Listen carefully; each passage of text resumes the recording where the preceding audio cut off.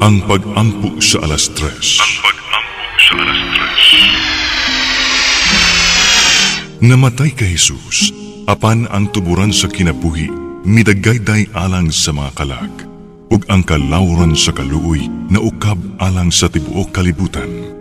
O tuburan sa kinabuhi, dili masukod nga Diyos tong kaluoy, lukpa ang kalibutan, ug ibukbo ang imong kaugalingon kanamo. O dugo ug tubig, nga mibuhagay gikan sa kasing-kasing ni Jesus, nga tuburan sa kaluoy alang kanamo, nagasalig ako kanimo. Balaan nga Dios, balaan nga makagagahom, balaan nga walay kamatayon, kaluy kami ug ang tibuok kalibutan. Balaan nga Dios, balaan nga makagagahom, balaan nga walay kamatayon, kaluy kami ug ang tibuok kalibutan. Balaan nga Dios, balaan nga makagagahom, balaan nga walay kamatayon, kaluy kami ug ang tibuok kalibutan.